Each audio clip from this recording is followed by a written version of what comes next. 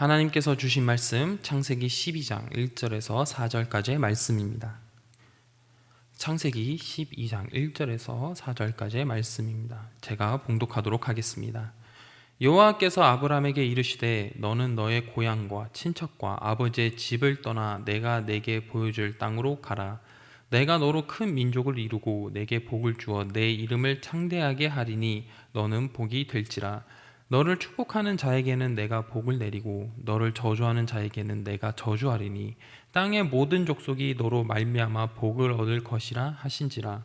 이에 아브라함이 여호와의 말씀을 따라갔고 롯도 그와 함께 갔으며 아브라함이 하란을 떠날 때에 75세였더라. 아멘.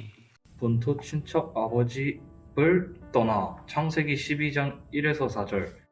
유대인들의 미드라시 가르침에 의하면 아브라함과 그의 아버지 데라 가족은 메소포타미아 갈대아 우르에서 우상을 만들며 살았다고 합니다. 그러나 아브라함은 신실한 사람이었습니다. 그는 조상인 노아로부터 셈으로 이어지는 온전한 하나님의 길 가르침을 받았습니다.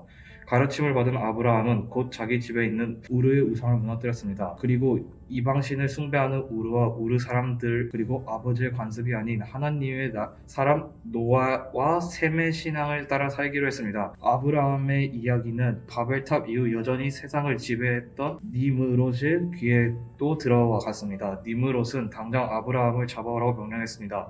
그러나 아브라함은 기세등등한 니므롯 앞에서도 하나님에 대한 신앙을 굽히지 않았습니다. 그래서 니므롯은 화를 내며 아브라함을 불구덩이에 넣었습니다. 그러나 아브라함은 하나님의 은혜로 거기서 살아남았습니다.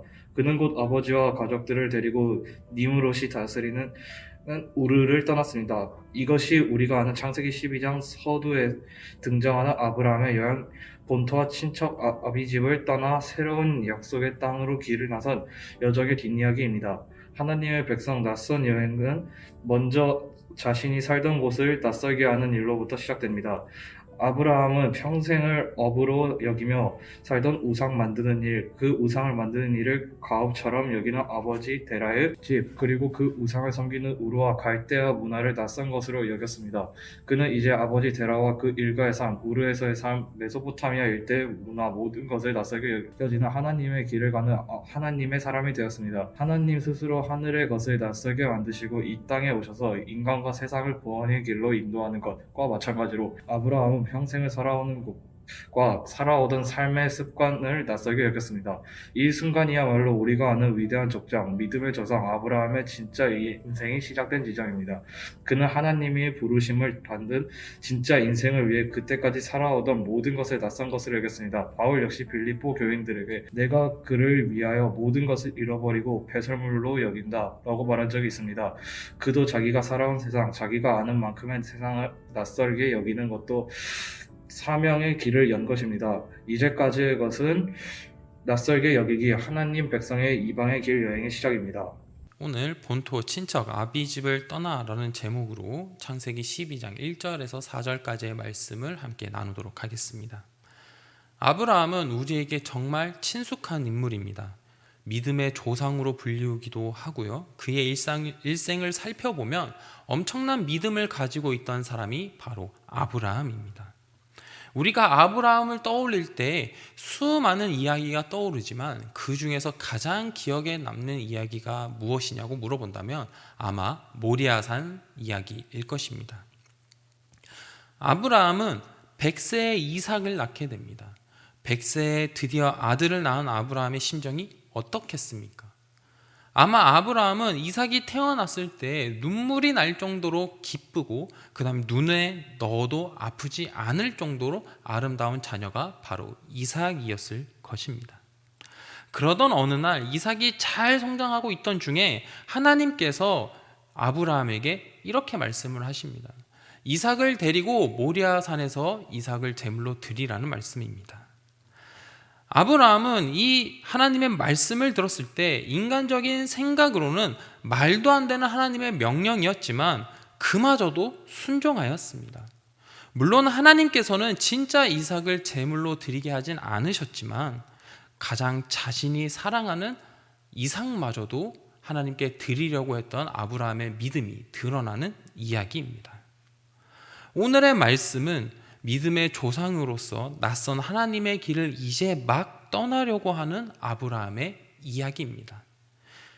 창세기 11장 31절을 보면 아브라함의 아버지 데라는 아브라함과 하란의 아들인 손자 롯과 며느리 그리고 아브라함과 사레를 데리고 갈대아 우르를 떠나 하란에 이르러 거하였다고 합니다.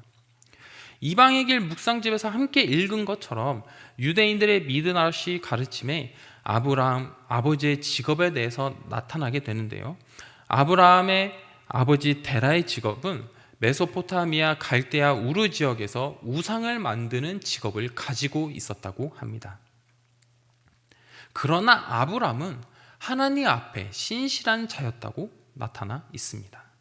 오늘의 말씀으로 돌아와 12장 1절을 보면 하나님께서는 아브라함에게 너는 고향과 친척과 아버지의 집을 떠나 하나님께서 보여주시는 땅으로 가야 한다는 것을 말씀해 주셨습니다. 이때 하나님께서는 아브라함에게 세 가지로부터 떠날 것을 말씀해 주십니다. 첫째는 고향입니다. 하나님께서는 아브라함이 살고 있던 땅으로부터 아브라함을 부르시고 그 땅을 떠나라고 말씀하셨습니다. 둘째는 친척입니다. 친척은 혈육들로부터 떠나야 한다는 것을 말씀해 주신 것입니다. 셋째로 아버지의 집입니다. 하나님께서는 마지막으로 떠나야 하는 것이 무엇이냐면 바로 아버지의 집을 떠나야 한다고 말씀해 주셨습니다.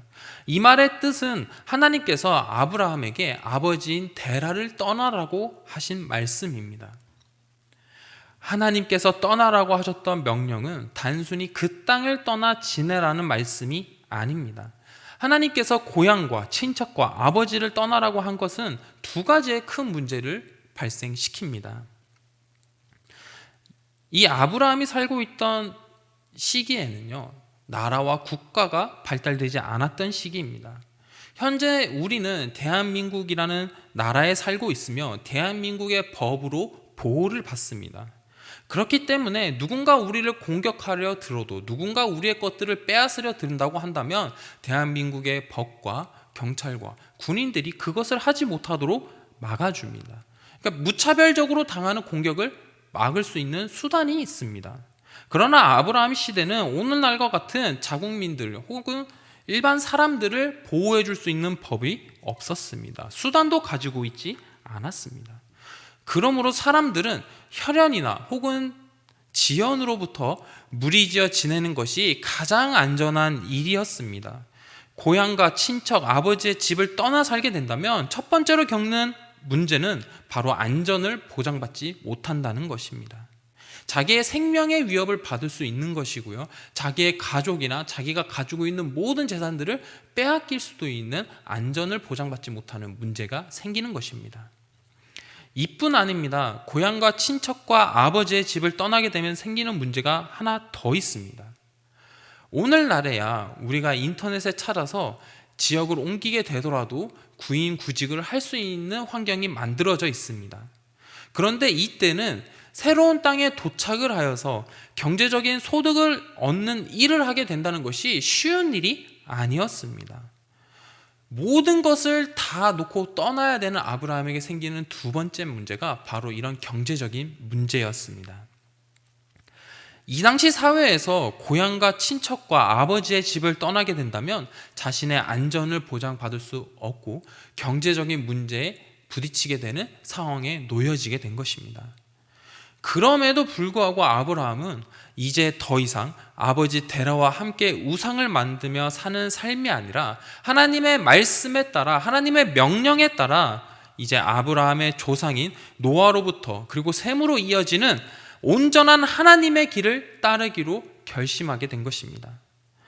이러한 아브라함은 자기 집에 있는 우르의 우상을 무너뜨렸습니다. 그리고 이방신을 숭배하는 우르와 아버지의 관습을 모두 벗어버리고 하나님의 사람 노아와 셈의 신앙 안에서 살아가기로 다짐한 것입니다. 아브라함은 자신의 근본과 뿌리와 같은 모든 것들을 던져버렸습니다.